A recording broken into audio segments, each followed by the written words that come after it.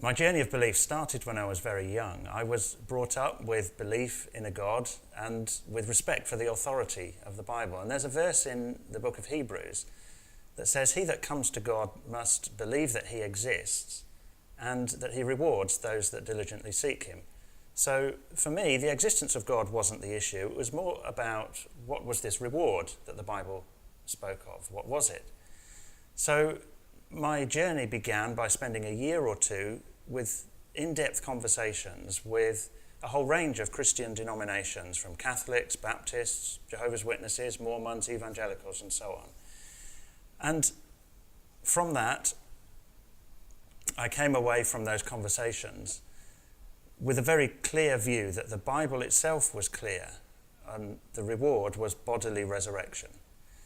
So emphatically, in fact, that it says that if there is no resurrection, then faith is futile. And proof of this was that Jesus was resurrected. So I was happy with that for a few years. I got married, had children, life goes on. But I guess the flip side of faith is doubt, and it's good and healthy to question one's beliefs and challenge one's faith. And so I found myself doing that. What if Jesus never did rise from the dead? It's an extraordinary thing to claim. What if it never happened? More by chance than anything else, when I couldn't sleep one night, I picked up a book and read it, and it happened to be the book Who Moved the Stone by Frank Morison. And the interesting thing is that he sets out to debunk the idea of resurrection and to show that there are anomalies in the gospel accounts and that it's all a myth.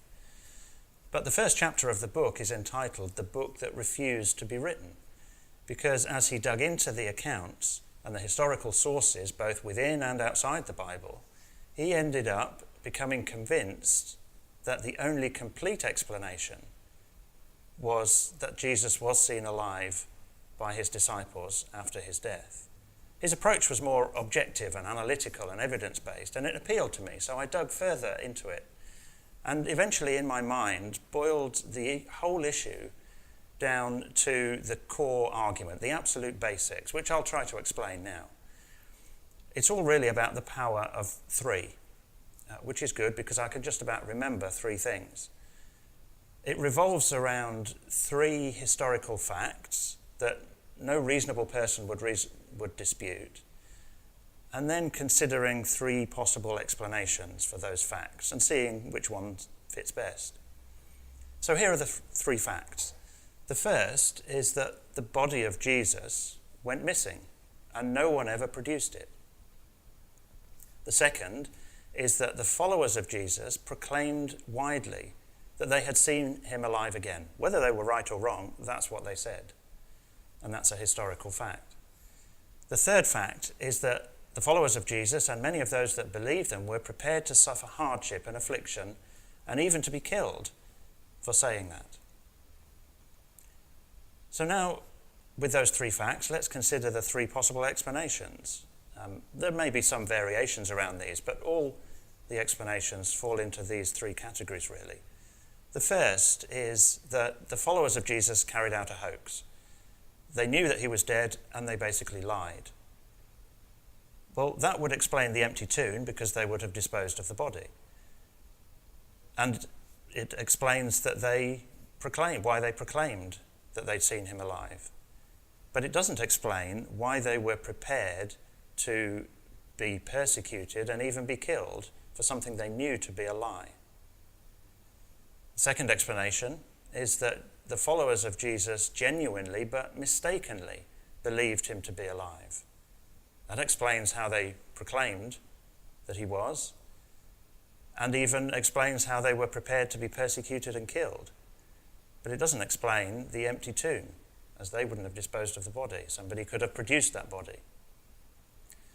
And that just leaves us with the third possible explanation, the remaining explanation, which is that the apostles did actually see Jesus alive again. And that clearly does explain all of those three facts. And for me, that way of looking at it really highlighted that there's no viable, natural explanation for that particular, peculiar combination of facts. It's easy for a skeptic to say, well, anything could have happened. I don't know what, but something must have happened. But that really is a bit of a cop-out, as it amounts to dismissing those facts. So yes, now I am more firmly believing in the one simple explanation that God caused Jesus to rise from the dead. Although it's a simple explanation, it is still an extraordinary claim to make. So yes, I do still have doubts and questions from time to time, but I always come back to the lack of any rational alternative explanation.